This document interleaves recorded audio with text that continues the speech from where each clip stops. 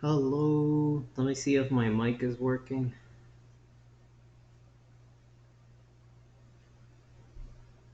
Hold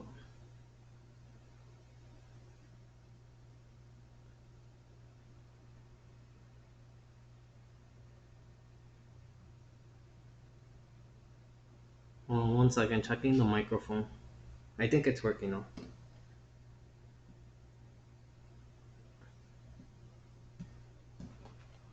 It's working great.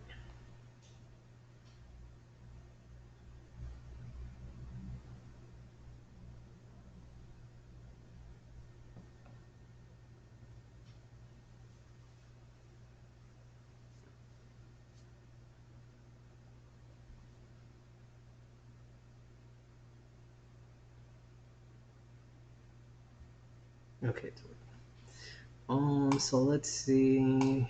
I had some microphone issues now, but we fixed it. So I'm gonna watch this RuneScape video. This is like a really special game for me.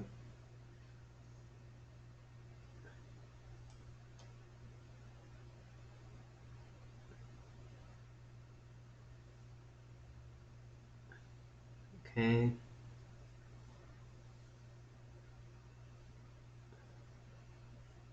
There it is.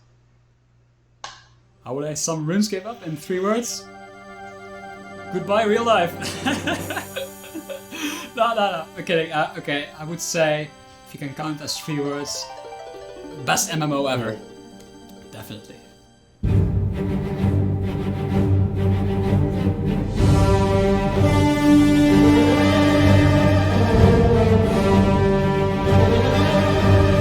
This is the story of a world created in a kitchen, of a community bonding as they kill chickens or fish for sharks. It's a sneaky peek behind the scenes of an online world, of its highs and lows, and an attempt to solve something of a mystery. How a video game can still be loved and relevant after 15 years. When I made this game, I thought it'd be just like any other, and go online, maybe a few people play it, and then that would be it. And certainly didn't expect it to still be running 15 years later and still be being developed 15 years later. It's quite unbelievable just how big the game became. I still can't quite believe it. But what is RuneScape? Many people won't even have heard of it, yet it's a game that holds 6 Guinness World Records and seen more than 240 million accounts created. Quietly, it's become incredibly popular. Let's put it in perspective. If RuneScape were a country, it would have the 5th largest population in the world. It would have 63% of the population of the USA. It would have 3.2 times the population of the UK. And 8.9 times more than Australia. RuneScape could definitely take Australia. For me, RuneScape is the ultimate adventure. You have the opportunity to be a hero in a medieval fantasy world, saving people's lives, killing dragons, all sorts of really fantastical things. And it's an experience that you share with thousands of people at the same time. There's mystical, magical properties to the world, so there are goblins and there are orcs and elves and things like that. We never take things too seriously. Yes, you might be battling against forces that are trying to blow up the planet, but you always get a bit of a kind of nudge, nudge, wink, wink joke that the players really, really enjoy. I'd help out myself, but I broke my hammer on a hiker last week. And we've got this core spine running through it all of gods that stomp about our game world, claiming followers, and then trying to become the single god entity for this entire universe. You can do whatever you like, and that's the fun part about RuneScape, what sets it apart from everything else. Weekly updates across 15 years. You always have something new that you can do the next day. Us as players, we have the power to contribute to this ever-growing world. RuneScape represents exactly the type of virtual world that I prefer to live in. So much can happen in the fantasy world. Magic exists, treasures, adventures, monsters threatening to rip your face off, exploration, all the things that we dream about, we read in fairy tales. It's a very social game. I like that. It's if I'm in the mood to just want to chill out and talk to people, I play RuneScape. That sense of exploration and discovery is far more powerful in a game like RuneScape than most any other MMO. 8 billion fish are caught in RuneScape every year.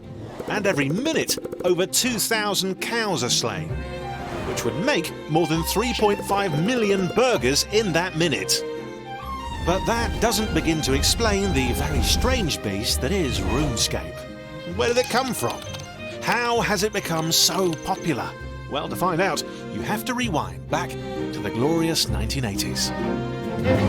The 80s saw a lot of cliche coming up, bedroom coders make their games. And that's very important. RuneScape is such a sort of special ability game. to, with a small team, in many That was cases, my brothers. first There's a MMO. load of different brothers who started up games companies, and the Gowers are one such set. I grew up in Nottingham with my family and my brothers Paul and Ian, and we were always very Oh my much a goodness, gaming look at the family. founder of RuneScape. Played lots of board games and computer games growing up. Played a lot of Dungeons and Dragons with my brother and my dad, and he was always the dungeon master, and we were always exploring the dungeons. And I think that gave a lot of sort of inspiration for a lot of the games I did, and particularly my love of sort of role-playing games and things like that. They got lots of imagination. They're always playing imaginary games, acting out things.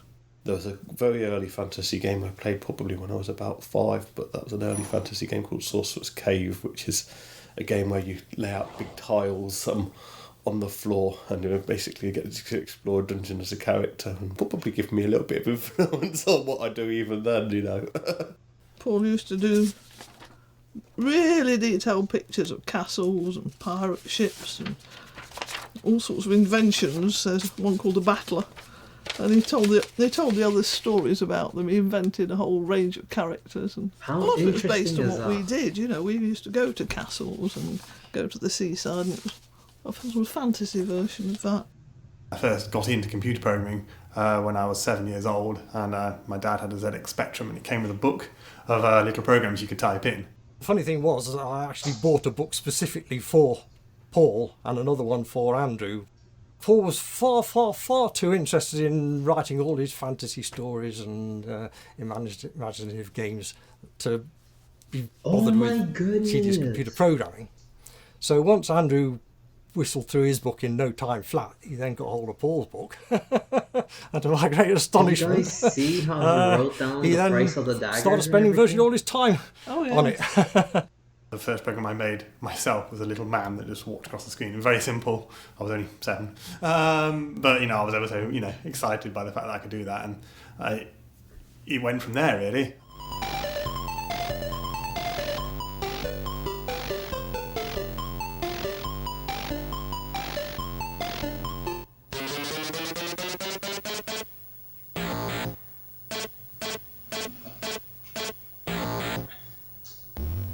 Very hard to prise Andrew away from the computer sometimes. Occasionally my parents would be like, go out and go for a walk, have some fresh air, and I'm just like, no, I'm sticking on the computer. I know it's a sunny day outside, but I'm in the rhythm. I mean, I really did just spend my whole teenage years just writing computer games. I just absolutely love making them, and most of them were my own takes on things that I either couldn't afford initially or which hadn't been ported to the Atari ST later, but I always tried to put my own spin on things and make it a bit original. One game I particularly remember making, there was a computer game, a very famous computer game called Lemmings that came out with the Atari ST, and I really wanted to play it, but I didn't have enough money to be able to buy it. I couldn't fork out the £20 it cost, so I decided I had to make my own copy. We'd not actually played Lemmings at the time, so we didn't quite know how it worked, which was a good thing because it meant it came out a bit different, but it was a game where you had to make little ramps and stuff to move the blue barriers from the start to various obstacles to the exit, and Andrew did the coding and I did most of the level design for that. I was very proud of that game because it was the first game I'd made, which I sort of looked at it and thought, wow, actually it doesn't look like it's been made by a kid, it's actually a reasonably playable game.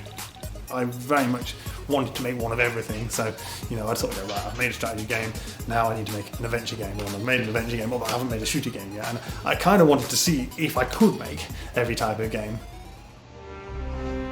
After leaving school, Andrew moved away from his family home to study computer science at Fitzwilliam College in Cambridge. When I got there, took my computer with me, desperately worried it was going to get broken in the car because this is the one I'd spent a whole year saving up for.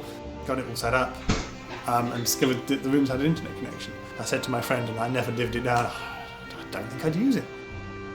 Obviously this turned out to be completely, utterly false. And then a few weeks later I caved and got myself a network connection, and I was immediately intrigued by the fact that there was online games you could play.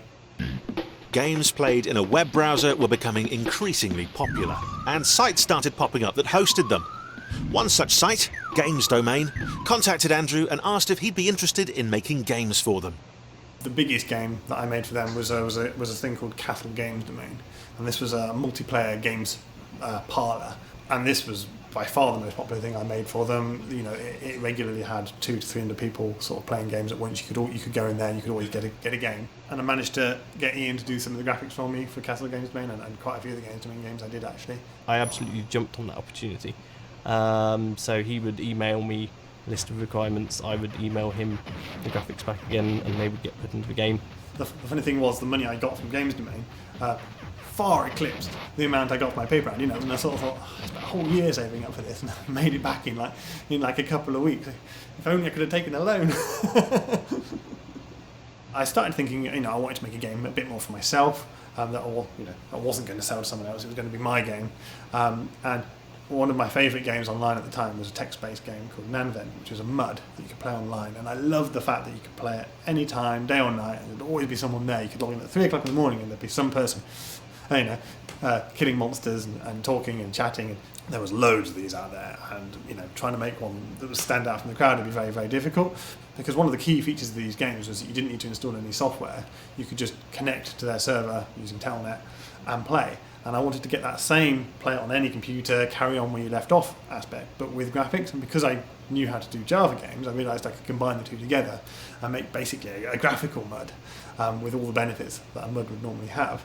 And when my friend Pete heard out that I was making a graphical MUD, he said to me, "Oh, I've got a game a bit like that I've been playing, on my computer. It's called Ultima Online. Would you like to see it?"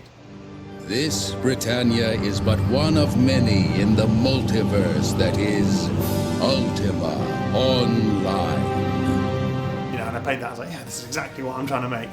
But I didn't get the player name, which was probably just as well, because it meant my game didn't come out too similar. Until now, I never specifically heard that Ultima, was an inspiration for RuneScape. But there's been sort of this wave of people younger than me joining this industry throughout my career. And so when you do the same thing for so long, it means that you get the opportunity to set a few standards and for the younger group to come in and have had a chance to look at it first.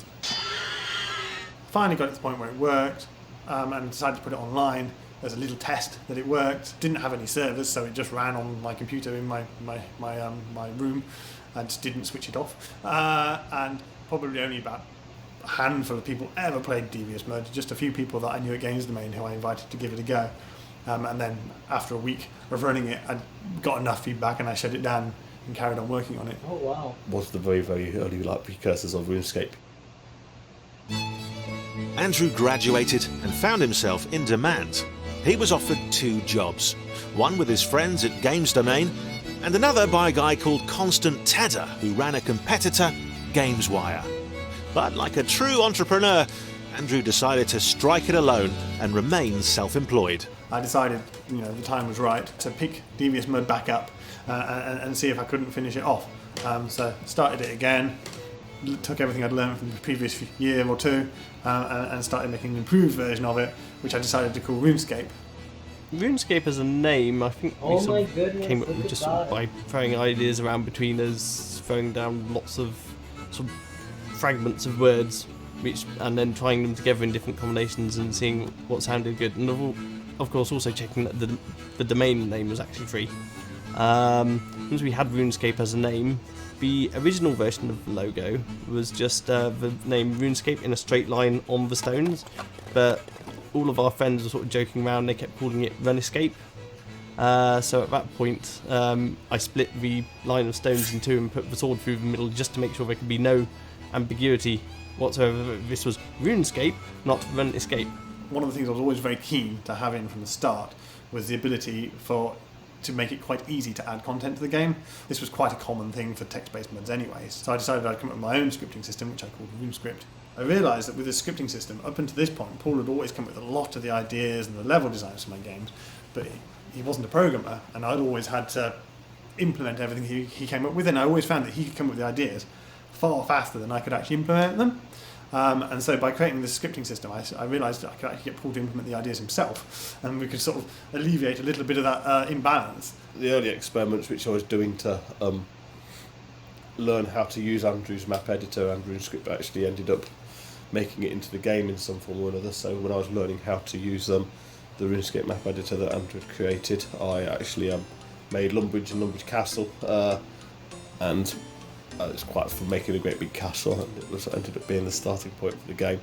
The first character which I created just to make sure that I could do character conversations was a character called Hans, which is still a character who wanders around Lumbridge Castle.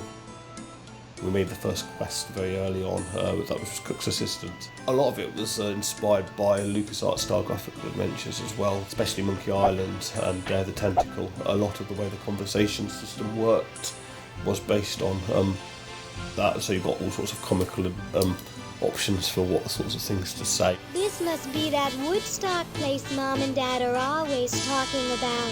So finally, in January 2001, I got RuneScape to the point where I felt I could actually launch it and give it to the public. We booted the servers for the first time, and then we all logged on and created our characters, and then Andrew went over to Castle Games Domain because they knew that he was making RuneScape, and told the game players in there, "Hey guys, RuneScape's launched." So a bunch of players came over from Castle Games Domain, and they were the first players of the game. It was far more popular than we could possibly imagine. Initially we only had one game world, and that filled up very quickly, and Andrew had to quickly set up more game worlds to take on the extra people that were online. There was always someone playing the game. And I was trying to do this against the clock because there was more players coming in every day, and I was frantically trying to re-engineer it to keep up with the number of players. I didn't want to turn anybody away. RuneScape launched at a very interesting time because it was just as the internet was becoming a big thing. It was just sort of joining the dot-com bubble slightly after, but internet gaming in particular was still taking off. Online games were just becoming a thing. Back in the day that I used to play in the 1970s, Dungeons and Dragons had a tremendous appeal, and the internet was now allowing these people to join up together without having to sit in the same room with each other.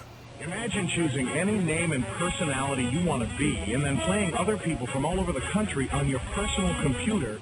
The fact that broadband became faster and faster and better in people's homes and cheaper really meant that online games and the internet kind of transformed distribution mechanisms. It was an independent, self-published game in a time when there wasn't really independent self-published games. We were one of the few people who was actually able to publish our own game. The fact that you could play it without having to install any software, you could just play it in your web browser, it meant it got a big following in schools where people could play it in their lunch break, and then they could play it when they got home, people could play it in libraries. I think that really helped the spread. And then disaster struck. Clicks and mortar firms have flourished, but many pure internet companies have had problems this year. Back in March, 4 net-only firms entered the FTSE 100 because their share prices ranked them as a top UK business. Since then, their valuations have tumbled over 70%. No wonder even casual investors are becoming fussier. The advertisers pulled the plug, they didn't want to buy adverts off me anymore. I suddenly got to the point where the amount of advertising revenue wasn't even enough to cover the hosting costs, and I didn't have a lot in the way of savings, and I was like, I can't afford to run this game, it's costing me money to run it, I'm going to have to shut it down. And I really didn't want to shut it down because I'd spent, well over a year making it by this point, poured everything into it. It was really popular, there's probably about 600,000 people playing it by this point, and really didn't want to shut it down, so a bit of an emergency. So the first thing I did was trying to save money. I moved back to my parents' house in Nottingham. We actually used half of our parents' kitchen, so Mum put a curtain subdividing the 2 separate bits of our kitchen together and turned half of it into an office. And then we spent about 6 months working for our parents' kitchen. But they were terribly squashed in. I do remember I couldn't get in to load the washing machine because the computers were all around it. We could all work together properly, we weren't having to rely on email, and of course we were all playing board games again together as we always have done. They were going around the house with a microphone looking for interesting sounds. I remember the cooking sound, and my mum happened to be frying some bacon one day, and I was standing there with a voice recorder recording it. And the sound of cooking in RuneScape Classic is the sound of my mum frying some bacon. I was a primary school teacher, so it was a school holiday, so I got the time, and I've always loved drawing. So I said I'd have a go, so I did 4 animals for him. I had a camel, a bear, a spider and a bat, and they're all still on Classic. I did bits and pieces, even though I wasn't much of a graphics artist. I did the RuneScape Classic cow. It was my proudest graphical achievement in RuneScape Classic. After 6 months of working from home, the game was still costing more than it was making. While anyone else would have thrown in the towel, the brothers looked at other options to keep the game running. We thought about making a members version in the hopes that enough people would want to subscribe. At this point, I realised that if I was going to start charging the users for playing the game, it was going to be becoming a much more commercial operation. I was going to have to do things a bit more seriously. I wasn't going to be able to just ignore people's customer support emails, and I didn't really know anything about running this sort of business, and I was a bit anxious about taking money off the users directly. And I thought to myself, well, there was that chap who contacted me. I nearly set up a business with Constant Header. I wonder if he'd be interested in turning this into a proper business where we actually charge a subscription. Constant was still interested and took them up on their offer. He took on the position of CEO, and they prepared RuneScape to accept paid members.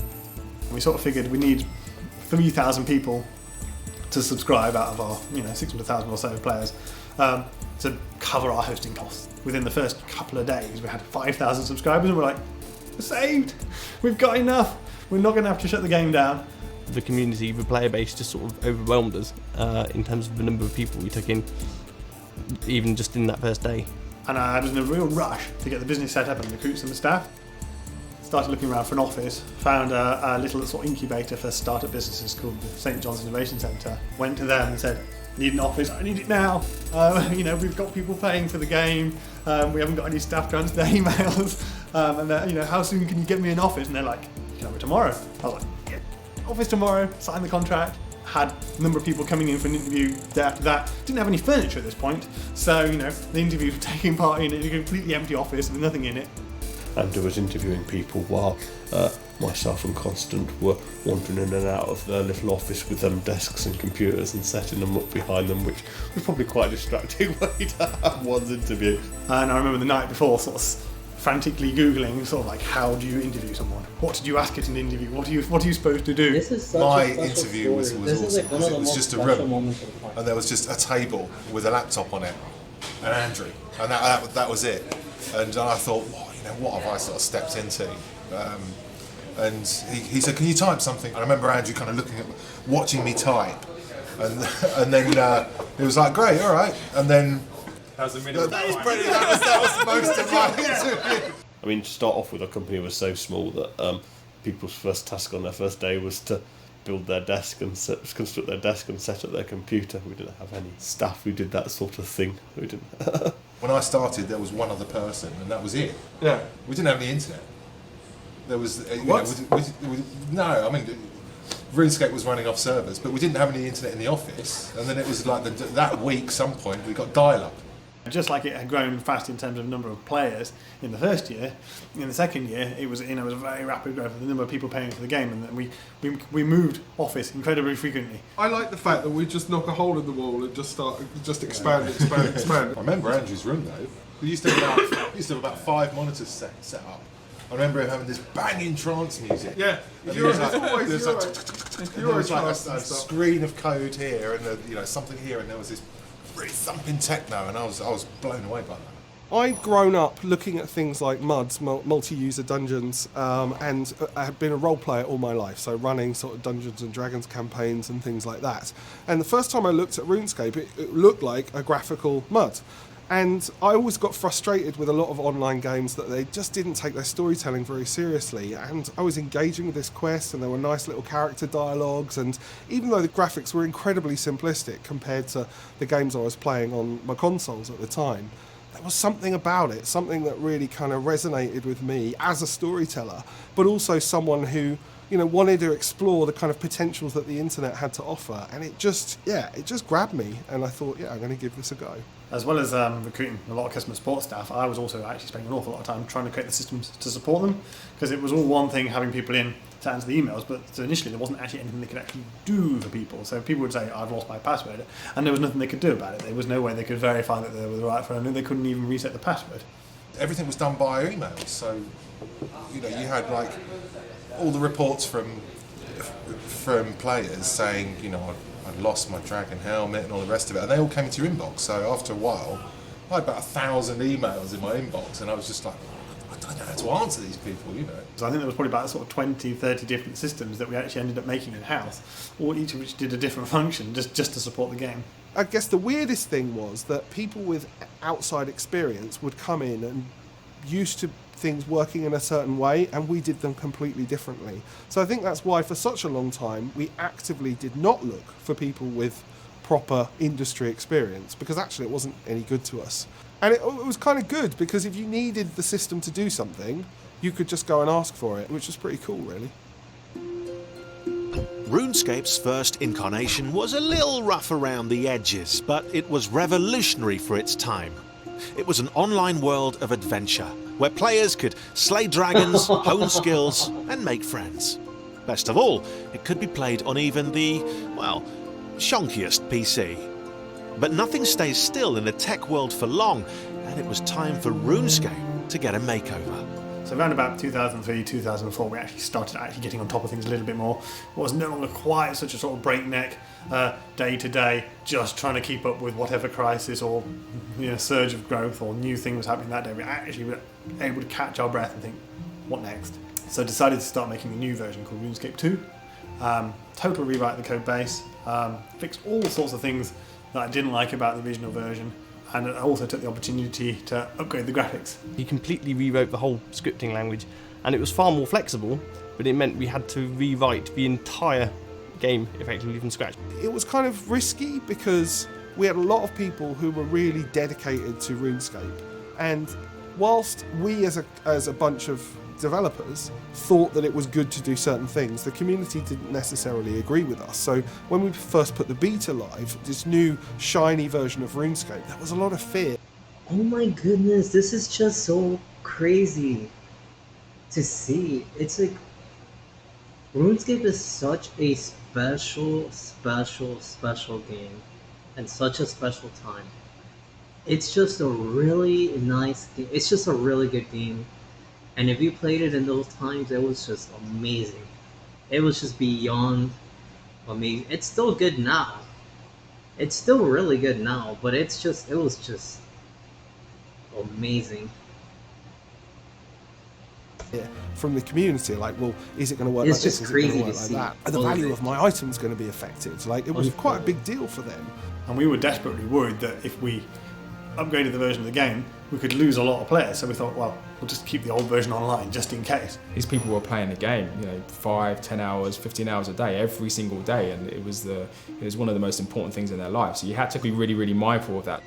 As it actually happened, when we finally managed to launch it for real, almost everyone did actually move to RuneScape 2, and only a very small number of people stuck with RuneScape 1, so perhaps we didn't need to worry as much as we did. Around about the same time that we launched RuneScape 2, we also signed a deal with a third-party website called miniclip.com, which is a portal. A lot of people going there to play free cool games. Oh look, what's this RuneScape thing? That looks cool. And we just got a lot of traffic, like huge amounts of traffic. But we suddenly had so many players signing up at the same time that our account creation system couldn't handle the load, and it actually keeled over. This breakneck speed I was talking about up to this point was going up like this, and all of a sudden it turned a massive corner and went up even faster. That suddenly meant what we thought was incredibly fast, but it suddenly looked very slow.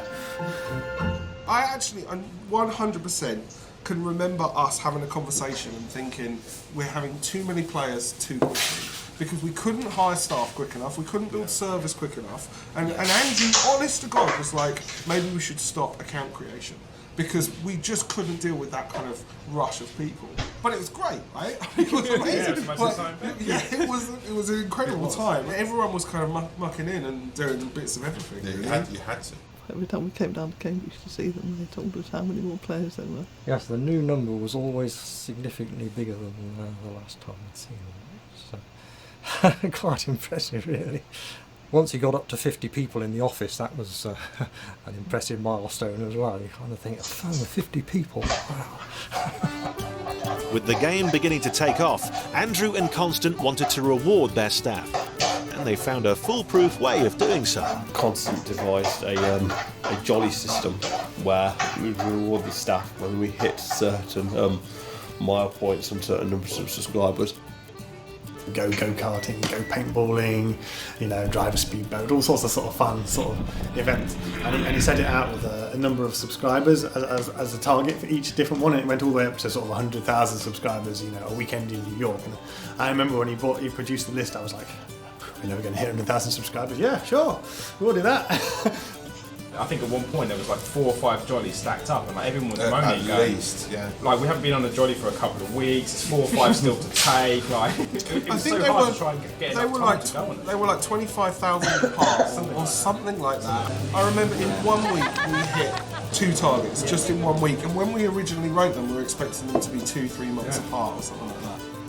It didn't really hit home until a member of staff that would recruit mentioned to me that he hadn't actually done a 5-day week since starting for us.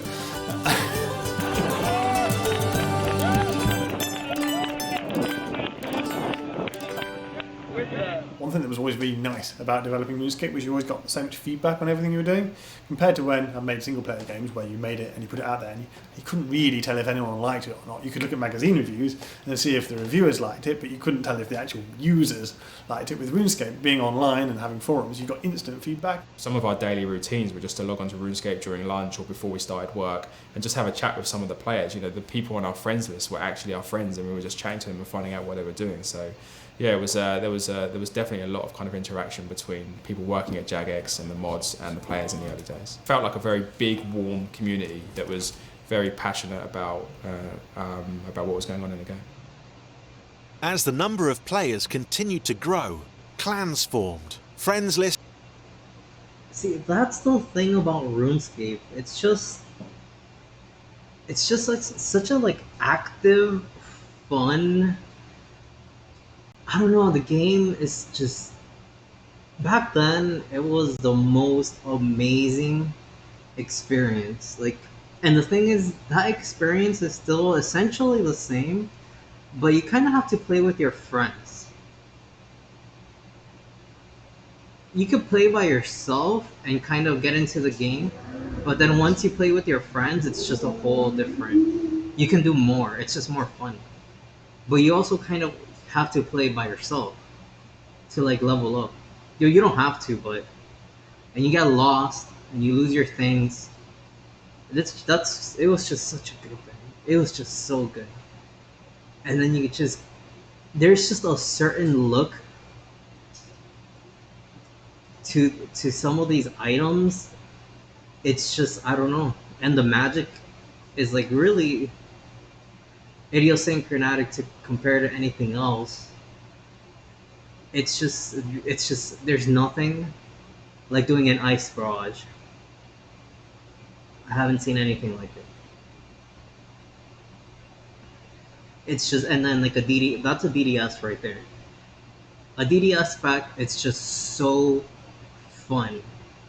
A DDS spec, it's just so fun. And the best part is taking your time to get there and just having it. And that within itself, when you have, it's just all these items and everything. It's just really fun. It's really fun. It's just really fun, and it takes time. So you're invested in the game. And it's still good now. It's still really good now. It's very active. You talk to everyone talks back. It's just fun. It's just really fun. You're not alone forever. It's there and everyone's fun. They talk to you, they help you. They want you to join their clans and stuff, and they're very helpful. And it's just a fun game. It's just a literal fun game where you just lose yourself. And it's so medievally, medieval. Now I see, if you were watching what they were saying, it's you can see why the game kind of came out the way it did because like everyone, the folks that were making it were into this kind of stuff, and it's just RuneScape. It's just so RuneScape. Like the armor, the range, the magic, the quest, the music. It's just special. It's just, I think this is like a must play. It's just you gotta just go through the game and learn the game. It's just a must play. I think so. It's just a really good game. Lists filled up, and everyone got on swimmingly. For many, friendships formed in RuneScape were strong. I think I like old school RuneScape. I think it's old. I think the new RuneScape is great. It's nice. But the old school RuneScape, there's just, even though it's like, it's not, oh my goodness, RuneScape 4K HD and the thing is popping out at you and it's doing magic at you and it's so HD that you can, it's amazing and you jump everywhere. It's not like that, but you have to just look at the game. It's a game and it's just fun. And the whole thing started with old school RuneScape. So that's why it's like, it's just a must play, and it's just like, it's a computer game and an MMO, and it's just fun. And if you kind of take your time to like learn the items and what they mean to other people, it just makes it more better. Like what you're looking at right now, it's like, I think they call it like barrels. That's like that right there is an Abbey whip. Really, really, really, really cool. Really cool. And it takes so long to get there. This is a Rune Defender. There's a process to get that. You see the Zami robes. That's a process. You see the staff. It's not easy, and that makes it fun. And when you're playing like with a lot of people, like in, I don't know, Castle Wars or in the wild, and you can do these things that no one else can. It's just really fun, and you can feel like the energy. Stronger than friendships they made outside of it. Those who started playing RuneScape at a young age were growing up in Gielinor. The RuneScape community is quite possibly the warmest community in gaming. A lot of players would actually just jump on and use RuneScape just to chat with other players. In fact, if anything, RuneScape was a glorified kind of chat system for them. A lot of people like ourselves grew up with RuneScape, so we've got good, strong friendships that have come from just playing RuneScape. You can meet all different kinds of people from all over the world, and you never know who you're going to meet, and they could turn out to be your best friend. There used to be a stigma whereby to play a game like RuneScape was to abandon the real world, but actually I think the two realities feed really well into each other. You know, in my job, working for a student union now, I use a lot of the skills that I learned playing RuneScape, and I actually have RuneScape on my CV. So, yeah, and I'm very proud of it. One of my favourite stories that I read from customer support was just this kid who wrote in to say thanks for the fishing skill. Now that's a weird thing, but his parents were in the army, and when he was in the UK, he used to go fishing with his granddad down on the lake. And now when they were moving away, he didn't have the opportunity to do that anymore. But they found RuneScape, and in RuneScape they could fish together. They could log in to the same world, go up to the little lake or the river or whatever and just fish and chat to each other as though they were doing it in the real world. I'm genuinely goosebumps when I'm talking about this. You read those kind of messages and you think about the impact that you're making on people's lives. So actually, the social element was more important than the game. The community and the kind of friends that they had there were a bigger deal than the game itself. And there was an academic study actually done by Brunel University that we reported on about how people use RuneScape.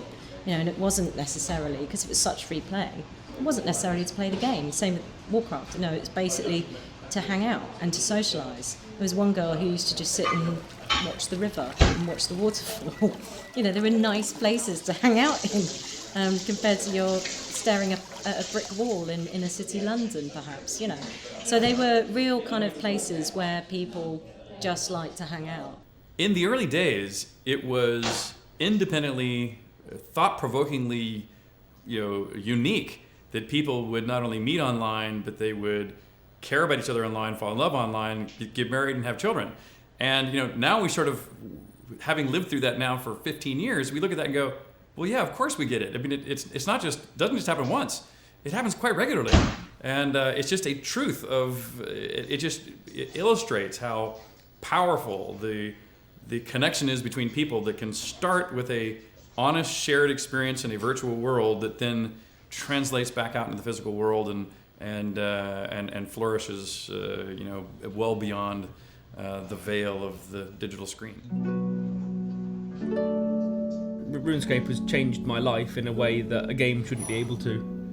It's, it was occasionally a way for me to escape life when I was tired or fed up or I just wanted to go somewhere else. Gielinor is where I'd go. I'd get out of this world and just be there. And obviously, at some point, because of Claire, it's merged into my real life. We met when I was training for Ewan in Pyramid Plunder. I just found this mini game, and when you're in Pyramid Plunder and you let the mummy out and people just run off and leave this mummy and you get attacked by the mummy. And I was going to, but I noticed someone was in the cave, so I thought I'd better kill it then. So I was killing the mummy, and he messaged me after I left. He was like, thanks for killing it, and I'm like, yeah, I only killed it because you were there. If you weren't there, I'd have run off. But so we started talking, and he was helping me figure out thieving and best ways to do it. That was our meeting, that was our hello.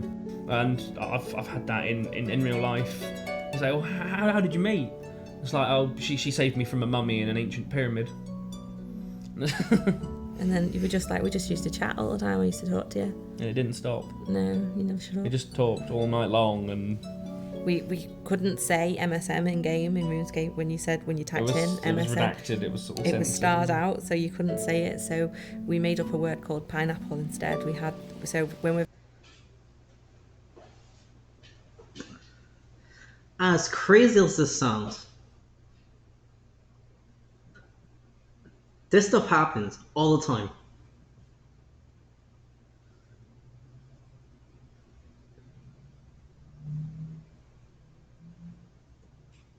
I had so many RuneScape girlfriends. And I met 3 of them in IRL. And there was like a couple that would play with me from I knew that IRL, and then we would play in the game. It was the craziest thing. It was so funny.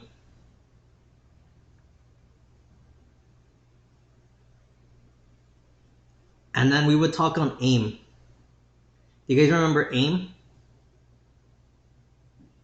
That's where it all started.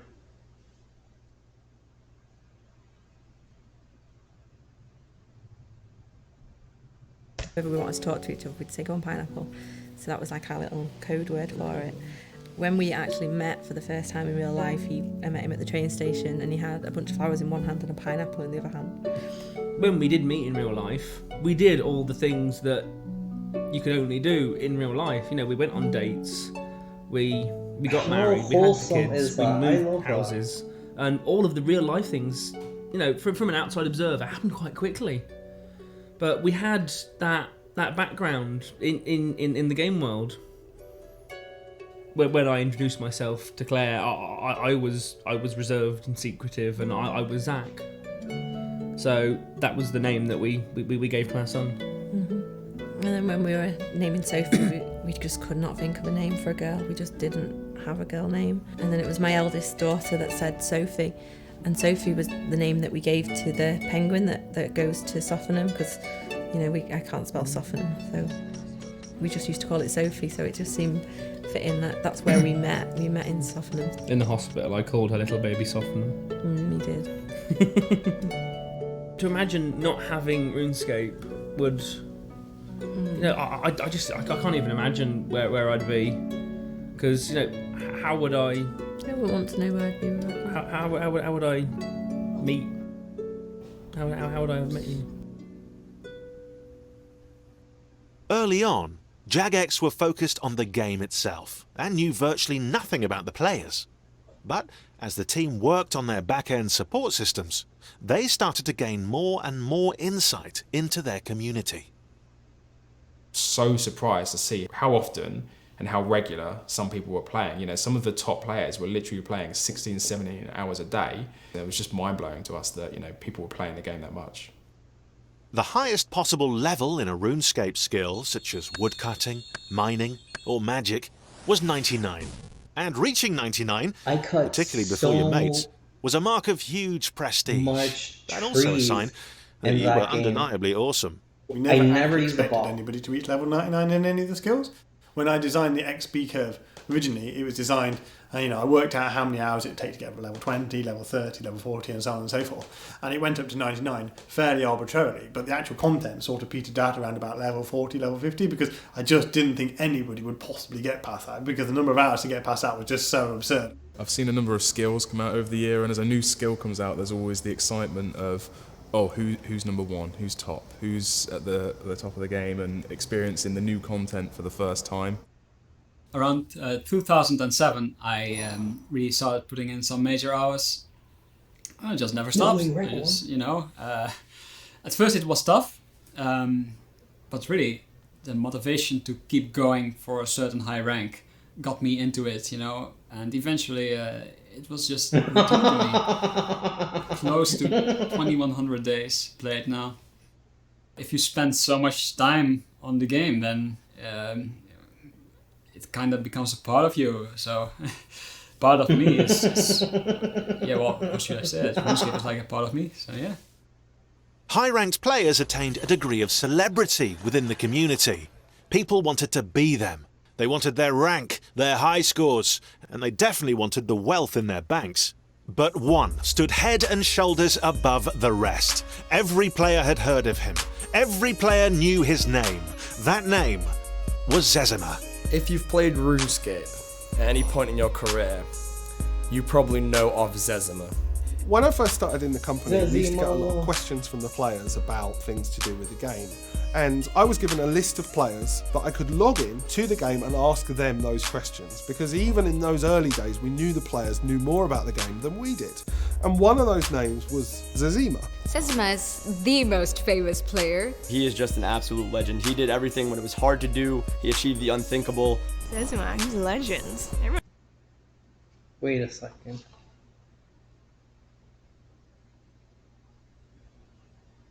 I know Zezima, man. Back when he was on the top of the high scores, Yeah, there was Zezima all sorts of accusations that he was just maybe character like sharing, but we certainly investigated it and coolest. found no sort of evidence pointing to that. You might not know Andrew and Paul, but you know who Zezima is.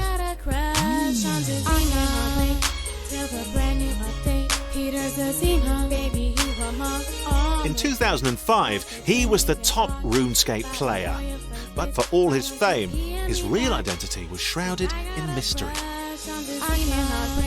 Zezima is definitely better off not being revealed, because that's what creates the enigma, that's what makes Zezima special. So I think the longer we can keep his identity secret, the better. There's rumors and things, but there's no really clear answer to who he is or much about him. The mystery has gone on for so long. What does he look like? Who is it? And if we could find that out, that would be truly cool. I like the mystery of it. Yeah, the legend. Zezima is a legend, a myth. I think he doesn't exist. My name is Zezima, and I've been playing since 2001. I've had continuous membership on RuneScape since 2003, so I've been around a long time.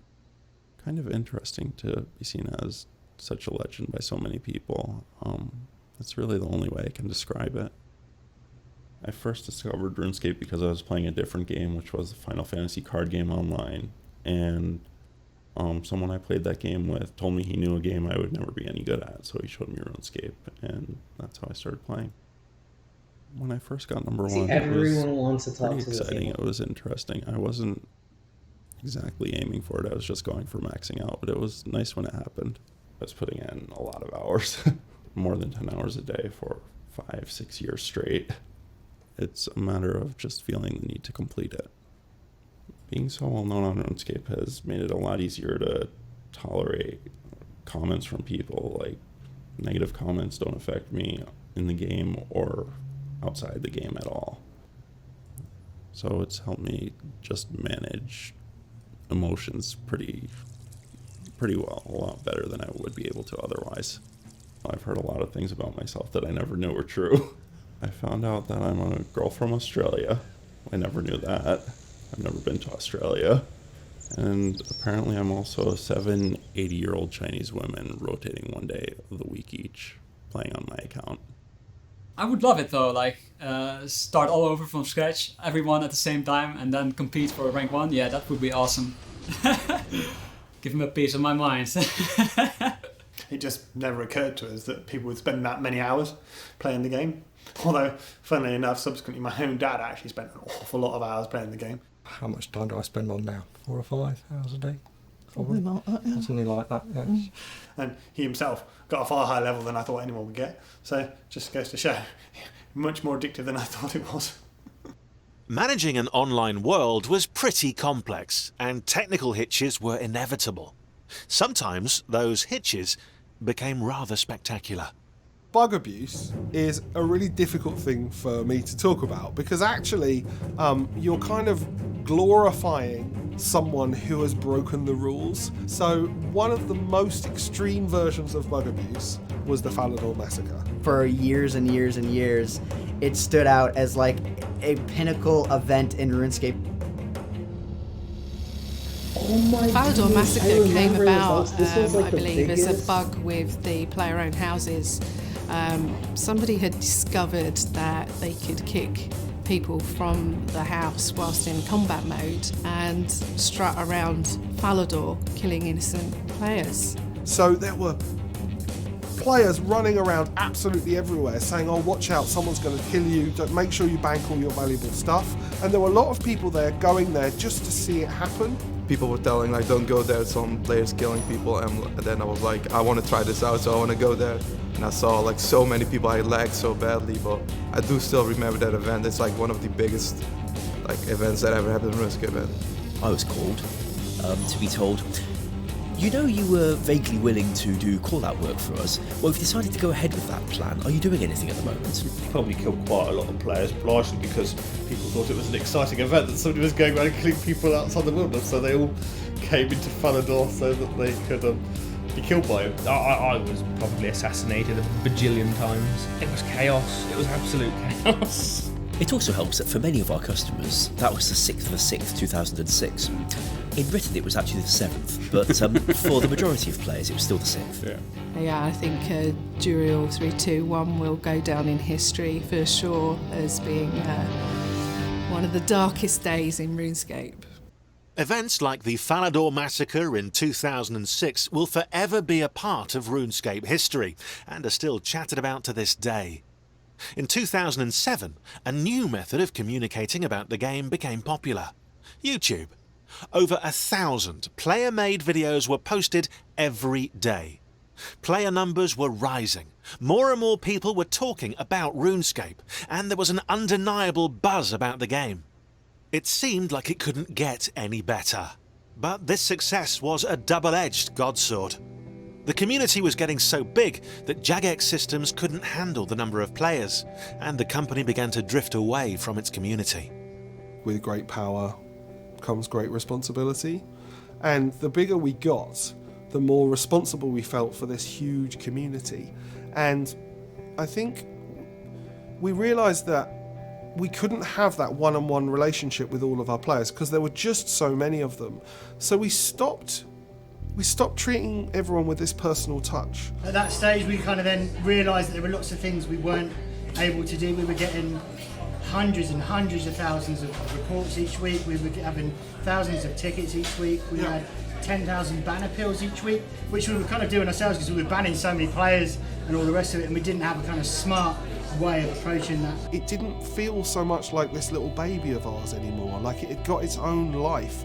And I think the players and the community were there were different sorts of groups and different sorts of players that we didn't relate to as well, just because of the amount there were out there. But one problem stood out among the rest. Gold farming and botting, the bane of any MMO economy. A bot is a program that a player would use to run their RuneScape character for them. So when they're away from their computer at work or at college, the bot can gather gold for them, or fish for them, or fight monsters for them. All sorts of simplistic activities that the player would normally be doing themselves. A gold... Look at those bots.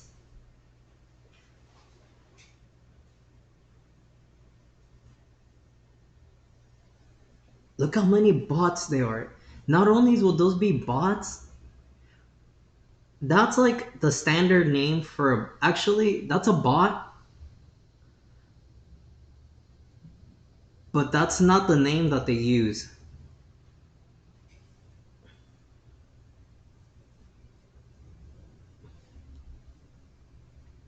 That's not the name the bots use. Bots use name like YYYT_12310HXYZHJK_.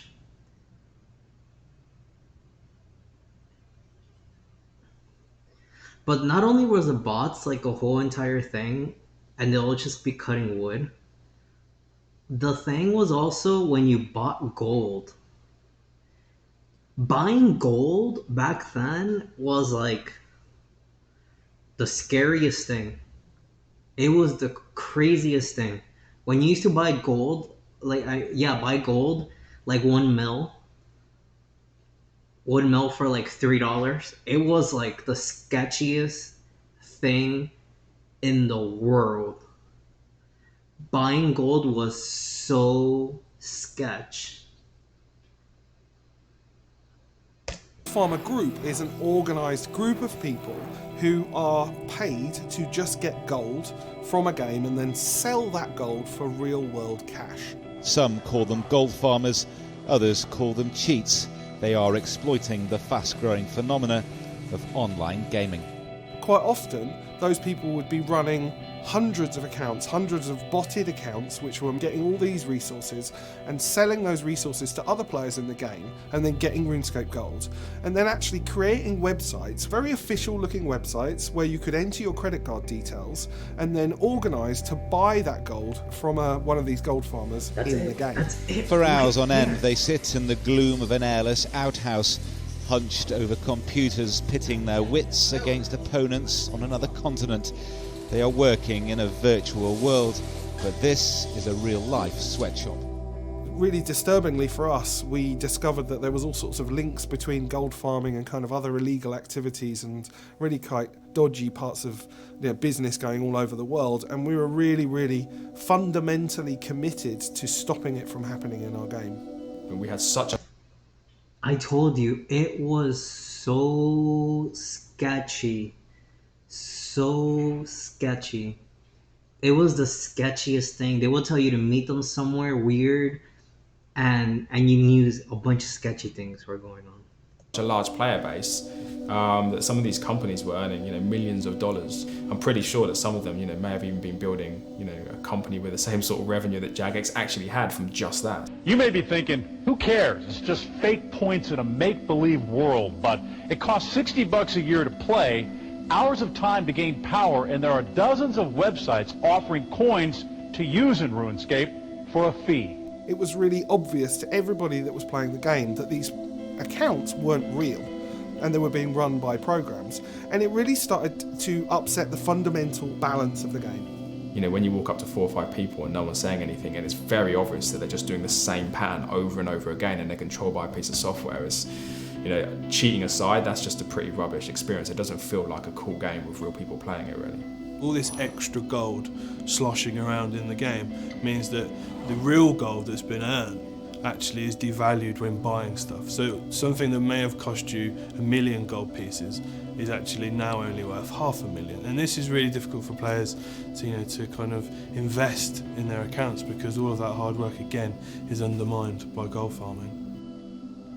A lot of people left the game because of botting and gold farming. I mean, it really ruined the experience for gamers. It challenged the players to really search inside themselves, to value their own accomplishments and ignore what was going on around them, because it was a very tough environment to play in when You were going for an achievement, and so were 35 bots behind you. It really undermines the integrity of RuneScape. Another problem with this kind of illegal activity that the gold farmers were doing was stolen credit cards. And they were using those numbers to make accounts.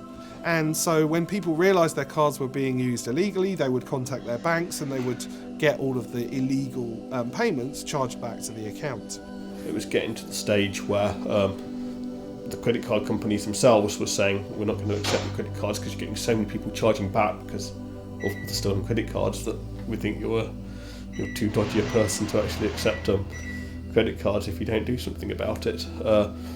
And at that point we're like, they've got to accept credit card payments, and we really are screwed. We got to the point where we were like, there's only two ways we can possibly tackle this. We can either, A, start selling the items ourselves, because that will basically dry up their market and they won't have any financial incentive to keep breaking our countermeasures, or we can do something really radical. We had one idea for how we could just completely break them that we didn't think they'd be able to work out, which is by restricting the trade. After so many meetings and lots of discussions, we made the decision, which we didn't take lightly, to remove free trade from the game, which meant a lot of players couldn't, pass items to each other, couldn't give gifts or presents to each other. That was pretty huge. But it did also mean that for these bots that were passing wealth to their mules, they couldn't do that anymore. Those mules that were passing it to players for real-world cash, they couldn't do that anymore. It also meant that we'd affected player versus player killing, because people were going into the wilderness to gain each other's weapons or gain each other's gold. This was done in the wilderness, and that obviously made the wilderness a vastly different place. Before the change, the wilderness was probably the busiest place in RuneScape, and then overnight that just changed, and there was all of a sudden just no one going there. There was no point. All of a sudden the most popular place became the least popular. So you could still go into the wilderness, but it was dead. It was supposed to be dead, right? There were bones and skeletons and demons and lava and all that kind of stuff all over the place. But there weren't any players anymore. So it was a really disturbing experience, actually, walking around in areas of the game world where previously it was full of carnage, and then it wasn't really full of anything at all. The removal of the wilderness was, I would say, the biggest, most dramatic event in RuneScape history, and it was unique in that it united a community against Jagex. I don't know if a game could riot any harder than I remember those World 66 riots that were going on for, I think, an entire week or so after that update happened. Goodwill between players and Jagex was never quite the same again after that, I don't think, or at least for a very long time. It was not quite as good. We'd made a change that they didn't like, and they couldn't really understand why we'd made it. We tried to explain, but it sounds like excuses, and I think a lot of people just thought we were making it up, so it didn't help things at all. I think that kind of almost insular approach of, look, it is what it is, get on with it, meant that the company didn't engage. I mean, if there's one thing I could change, going back now, it'd be that decision in 2007 when we decided to get rid of the real-world trading. With free trade removed, gold farmers initially disappeared. Bots were on a manageable scale again, but the cost had been high. It looked like, to a lot of players, we'd killed the game, because the areas were less busy, and there were all these people complaining and saying that they were going to quit. So it was a really bad time. And remember, we thought we'd done the right thing, and it just didn't look good. Over the next 3 years, RuneScape faced something it had never faced before: a decline. Player numbers dwindled, and the relationship between Jagex and its players hit rock bottom. It was time to make a big gesture, for the company to come down from its ivory tower and meet its players face to face. And more importantly, this was an opportunity to explain why it had made these dramatic decisions. Good afternoon! How are you all doing? We decided to do RuneFest because we wanted to do the ultimate community event. We'd done a few small things here and there, but we wanted to have an opportunity to meet players en masse, and also to have a platform to tell players about what we wanted to do in the future, and to share with them the things that we were most excited about. Yeah, let's look around the office. This is actually a pretty cool company with some pretty cool people. We're not trying to manufacture anything here, but we have to give the world a lens into this business. So we have to do a fan celebration. Good Morning, Gillingham! We were worried that people were going to be horrifically disappointed that what we put on wasn't going to be good enough, and we were actually so worried about it that we actually made the decision to refund everybody's ticket price for the first RuneFest. So all the people who went to the regional RuneFest got their money back and still had the tickets. They all went for free because we didn't want to let anyone down, and we still put the event on, but we just thought it wasn't going to be very good, and it was stupid because it was brilliant. Everyone went, oh, I'm so going to the next one. Everyone loved it, and we're like, why did we do that? Why did we doubt ourselves? I really wish I don't think we realised how important RuneFest was going to be, really, until, you know, we'd done it. And once we'd done it, we knew that, you know, there was a real need for RuneScapers to come together. There's nothing better than like meeting the people that you've been playing RuneScape with for years, to suddenly meet them in person, and everyone's in cosplay, and if that wasn't your thing, then you might want to come and meet the developers behind the games. You know, you had 70-year-old grandmas with 16, 17-year-old teenagers. It showed the breadth of our community. It was fantastic, and you know, everyone was so happy to meet one another and finally put a face to a name. How long did this costume take to make? About 200 hours. 200 hours? Yes. Have you come a long way today? From Canada. You get to find out what they love about the game. You get to see that in their faces, and that just changes every update. You're no longer thinking about like what the forum's going to say. You're thinking about individual people. You're thinking about the looks on their faces as they play something. You want to surprise them. It just goes to show that the game goes beyond just the barriers of, you know, a virtual world. It just spills into real life, which is amazing. RuneFest gave everyone at Jagex a spring in their step. But Andrew was beginning to feel distanced from the game he had created. I wanted to get myself in a position where I could still advise Jagex and still, you know, I loved RuneScape. I absolutely wanted to keep working on it, but I didn't want the responsibility and the stress of being in charge of something so big and so important. So I started looking at selling my remaining stake in Jagex, but it wasn't meant to be a radical shift, but it was just meant to be a way that I didn't have to be a director of a huge company. He wouldn't have chosen to be the leader. Andrew always, the reason I even got the job in the first place was Andrew didn't want to be that guy, didn't want to be in charge. He wanted to write more code and hang around with the other guys, right? He didn't even want the visibility of people knowing he was the a meaningful shareholder or co-founder. When Andrew came to selling the company, I wasn't enjoying it quite so much anyway, so I was reasonably happy to go along with that. So, whilst I'd been quite stressed being in charge, I suddenly realised that when I wasn't in charge, all of a sudden what I had to say didn't matter so much, and you know, people were doing things not the way I wanted them to do them, and that was the whole point, of course. You know, the whole point was I didn't want to be responsible, and you know, I just wanted to be able to advise and help and you know, nurture the game I'd made without having to be so responsible. But as soon as that responsibility was taken away, I realised, oh dear, you can't have it both ways. Without responsibility, you also don't have the authority. You can't, and you know, you can't have one without the other. And by trying to make myself less stressed and reduce the responsibility, I'd also reduce the authority. And all of a sudden, I found that, you know, I didn't have the final say on things, and other people had the final say on things, and I'd made a mistake, quite frankly. Eventually just reached the point where I just wasn't doing anything for Jagex anymore, but there was no sort of date where I left. I didn't have a leaving do or anything like that. It just sort of faded away. I never got the chance to kind of hug him and say thanks, and that was really sad. After Andrew left, Paul continued to work on RuneScape. But things were changing. It seemed like everyone was producing their own MMO, and mobile gaming was looking like it might be the next big thing. The company knew they had to keep up and planned their next move.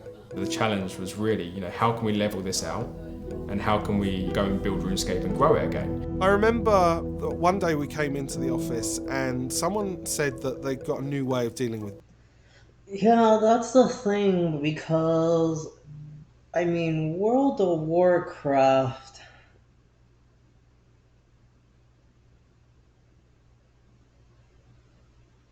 I mean, that was like the same thing pretty much it was just extreme. So after that, that's where it kind of just, you know. But the thing is that it just took away so much attention from what it was. So like I don't know. That's kind of how it all went down. To be honest, because World of Warcraft was just like, I mean, you saw South Park. We all saw South Park. But RuneScape was the same thing. Bots. And that maybe there was a way that we could bring back the wilderness. For me, I think RuneScape is still the same thing. But you need to just play the game yourself. This is what I think. This is what I think. I think you need to play the game like yourself and not be so like influenced by like what people tell you kind of thing. Something like that. But I mean, it's just tricky because there's so much different angles to it. But if you kind of just play the game by yourself, you know, don't overthink it. Just kind of play the game the same way you play Monopoly or Dungeons and Dragons, or it's just a game.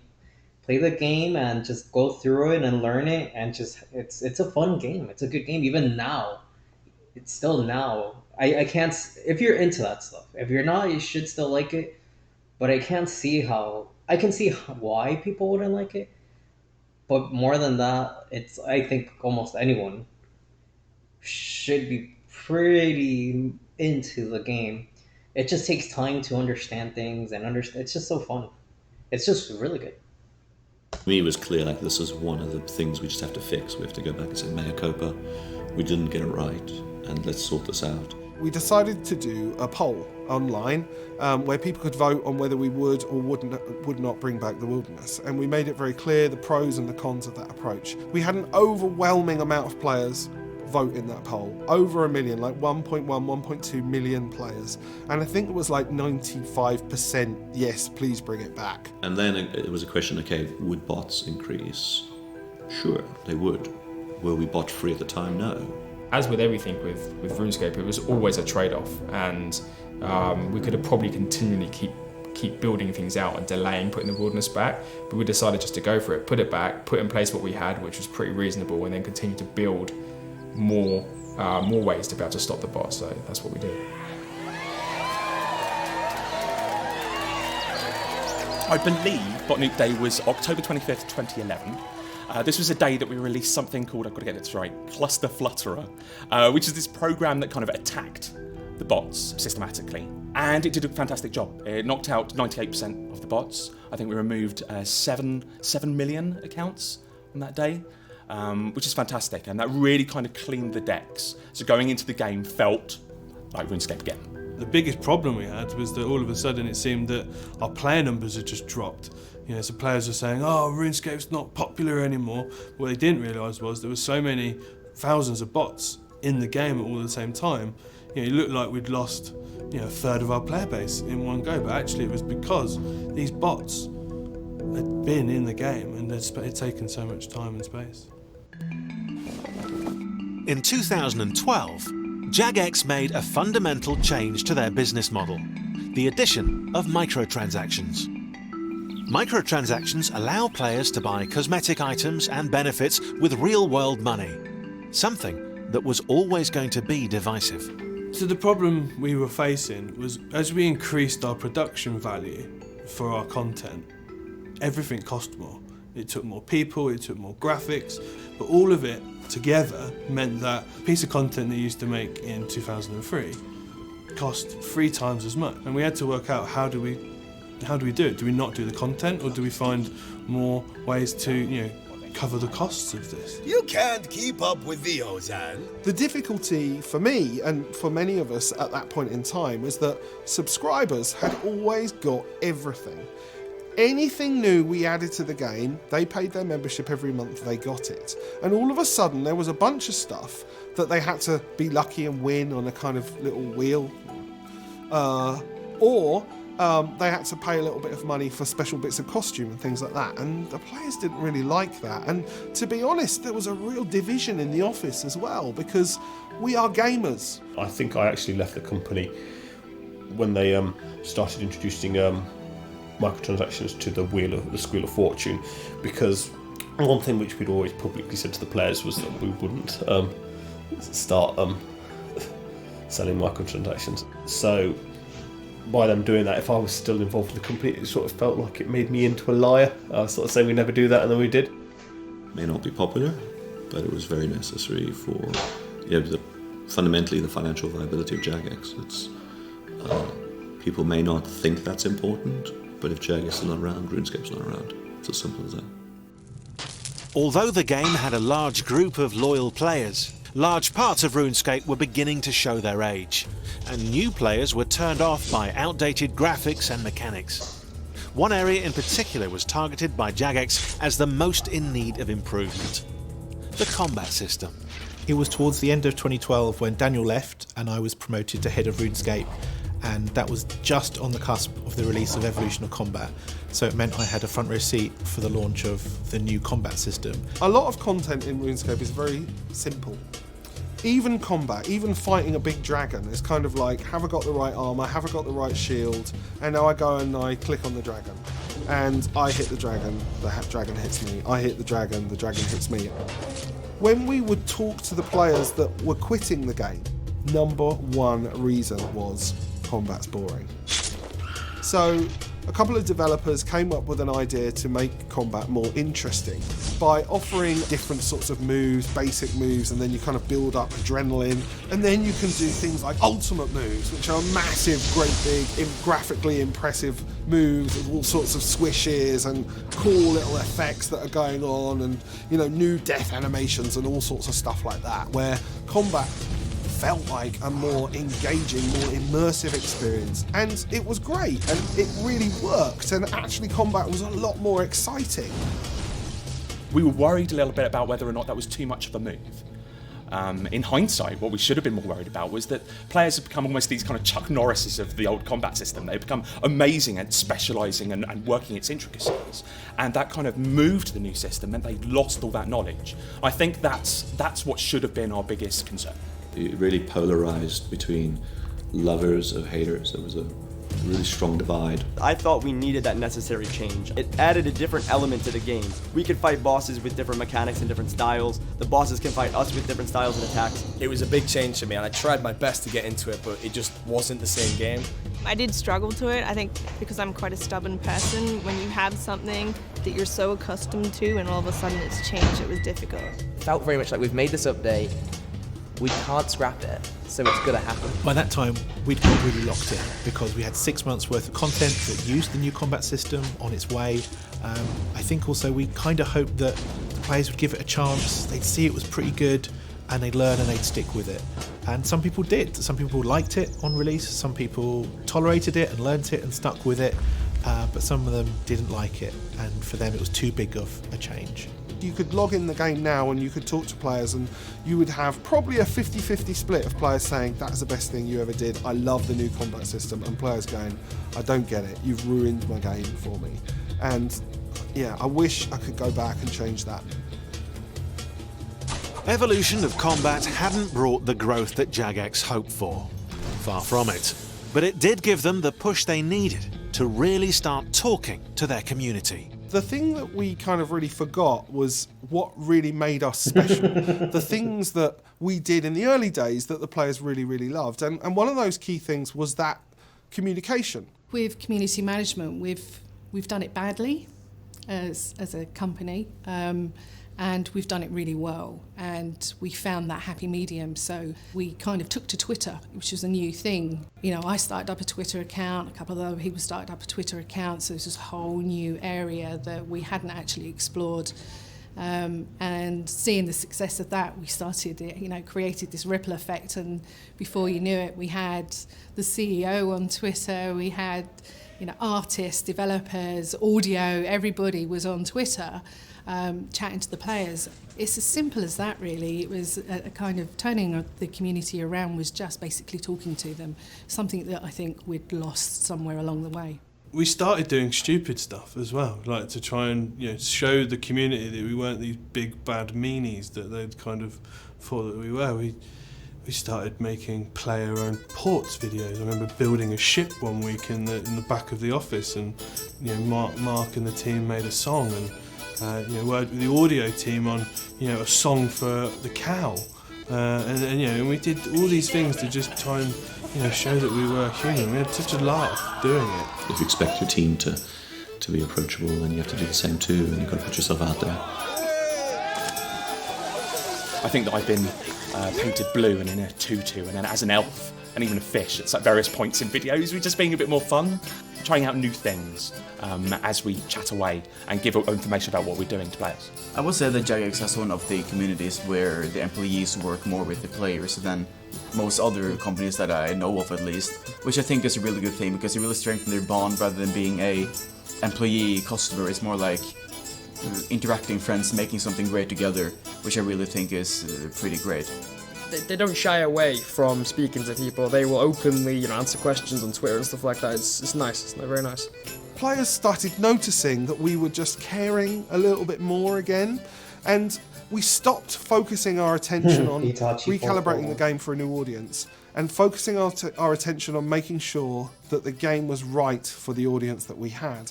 So we'd re-engaged with the community, but it was really clear that they wanted one thing, which was an old version of RuneScape.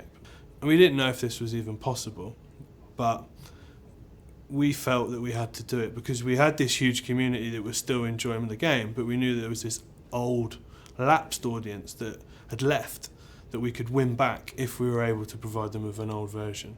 So I went to one of my favourite people, Phil Bilby, not Bilby, and said, Phil, can we get an old school backup, 07 backup? Eventually, what I did was I found in the back of a safe a tape that was just a little tape that had on the back of it just a number, which was 1989, and I guessed correctly that was the rune day that the code was from. So that turned out to be August 2007, which was precisely when we wanted to go back to. And he said it's all back, it's all working. A lot of the tech's not compatible with our current tech, but it's there, it's running. We were all really excited about that, of course, so we decided to put it out for players and see what they would make of it. Depending on how many votes depended on the sort of support we'd give it.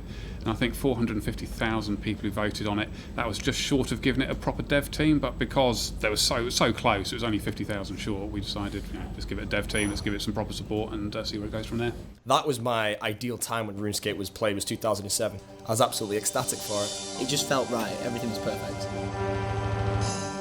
Oh my god. That soundtrack, mate! The fact that we'd fundamentally gone to the heart of giving people what they want meant it was a success. It was going to be a race with the high scores. Being a brand new game, everyone's going to be going for the top levels. This was everyone from the bottom, go. The team behind it, so it was a very small team initially, but they were the truest of the true old school guys, right? Both from a programming standpoint, community standpoint. The head of content came over to my desk to say, Ash, would you be willing to go to it as content developer for a while? And when he got to my desk, he found I was in the middle of writing him an email begging to be a content developer on it. So we decided we were on the same page and I got my wish. Beautiful. It was very much like a business startup. We got left for 6 months just to do whatever we wanted to do. The old school team, in my opinion, are one of the best development teams there ever is for any sort of video game at all. The fact that they take polls with the community and say should we do this, should we do that, and the community basically decide what they want in it, and it's voted upon where time and resources can be spent. It's genius. The fact we can talk to the players that directly sort of harkens back to those early days where me and Andrew would go in game and we would see exactly what was happening and what kind of issues people were encountering. That almost pretty reignited, I think, a little bit of what the early Jagex was, what the early RuneScape was, when it was just like a little family company. Because it was a little family of 3 that grew to 5, and those who really wanted the original experience got it, and they got the people, and the people who were making it were those same people who had made that experience for them at the time. When Old School first came, I think most people looked at it and thought, This is going to be a flash in the pan. People are going to get their bit of nostalgia. They're going to leave. We've got 6 months, a bit of work, a bit of fun. You know, everyone's happy. 3 years later, the game is huge. You know, hundreds of thousands of people playing it every day. So I think that was the right call. That was.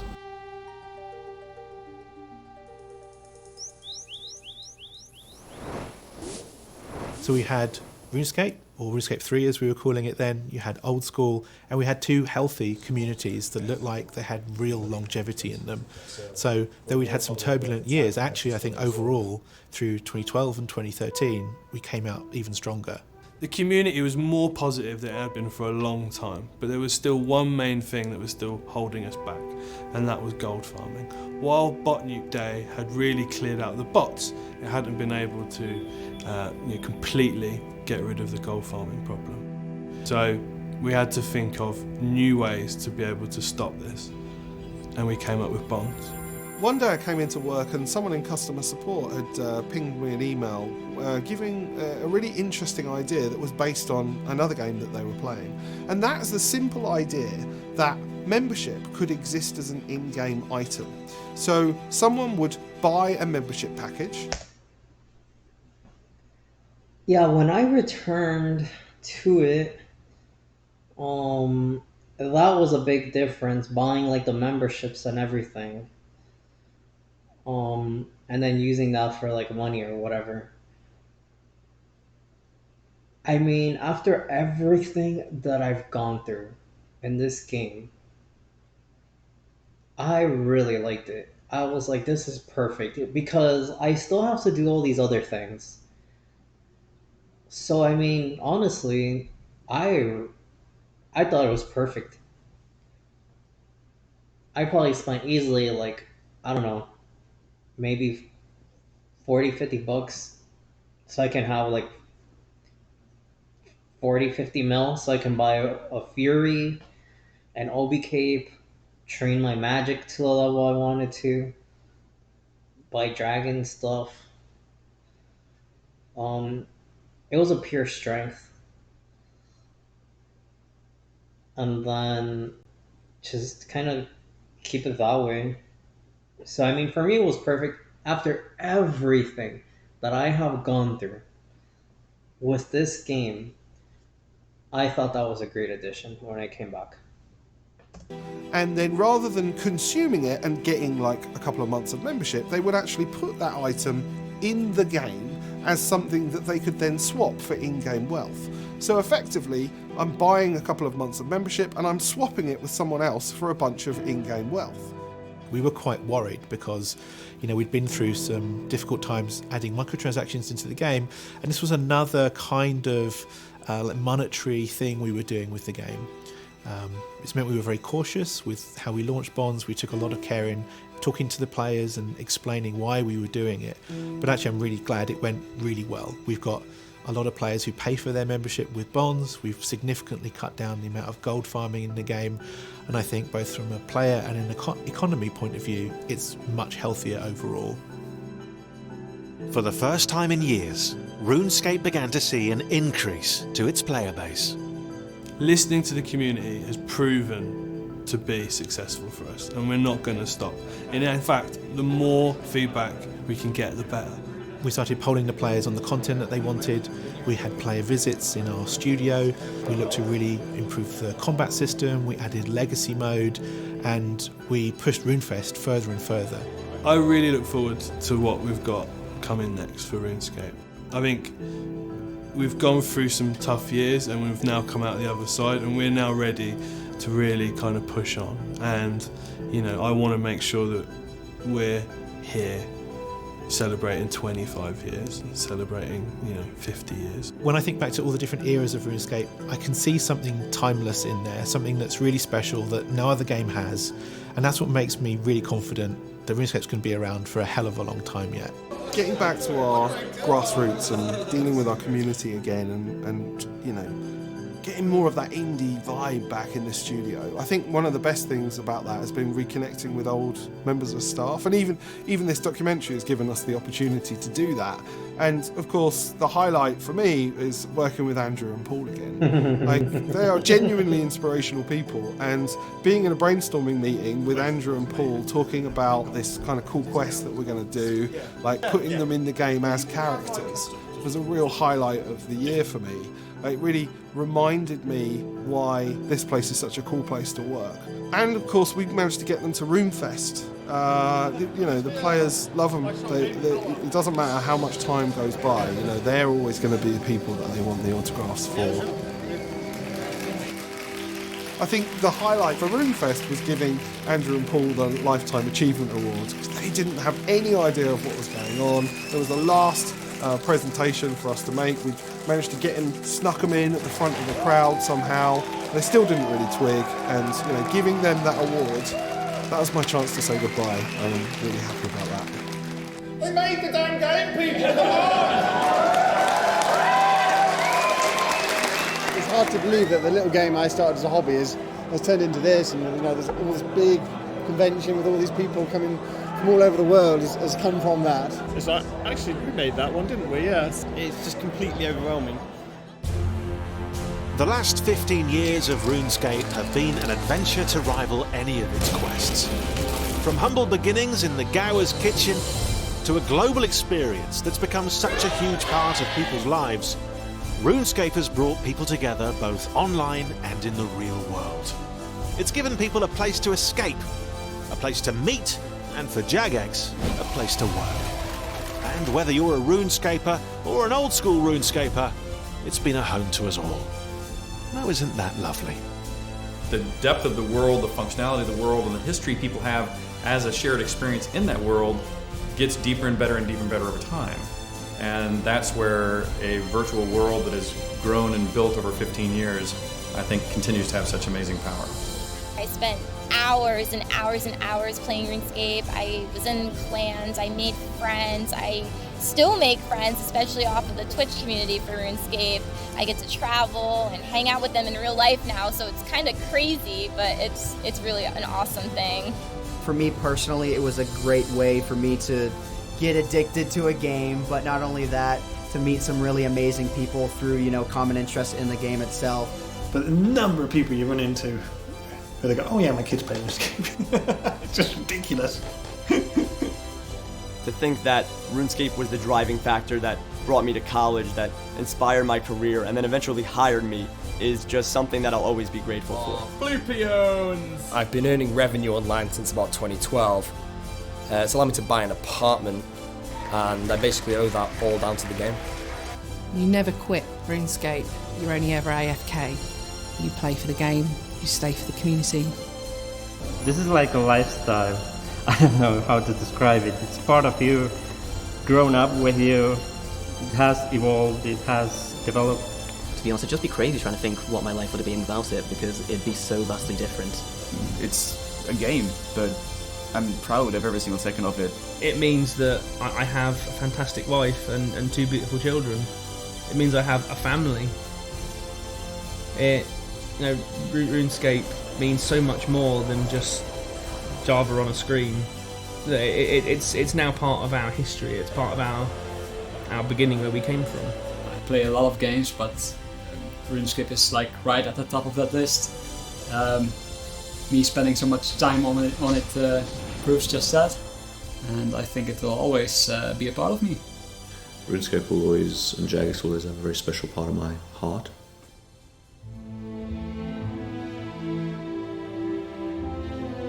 Essentially, games are what this family's all about. You don't have a day without RuneScape, do you? No, if the internet goes down, that's a disaster. It's absolutely mind-blowing to see how big RuneScape has become, to be honest. I think it's almost too much to take in. The amount of lives it's touched is unbelievable. It's actually quite daunting to have managed to achieve something so big, because it means anything I do now, I've got a massive sort of bar to compare against. Anything less than absolutely colossal will seem, small. I certainly hope that, my new project and my projects going forward, I'll achieve something this massive again. But it's quite daunting to live up to that legacy. Since I've left JGX, what I'm doing is try to write a fantasy story and finding another way to build a world and eventually give it to the world. In the game, players are world guardians. They defend RuneScape from all these kind of evil forces that are trying to take it over. I get to do that in real life. Like, this is a baby that we gave birth to, and it's grown up, it's kind of matured over the years, and I kind of get to look after it. I get to make sure it's okay, just like patch up its grazed knees when it's fallen over in the playground, or tell it off when it's doing something a little bit wrong. It is its own self, and it grows in ways that we could never ever have predicted. And that kind of influence on my life is a really strange thing. It means that I never think too much about the future, just focus on the now and the people around me that really make a difference. Because that is RuneScape, and I think that's a kind of life lesson for everybody, really.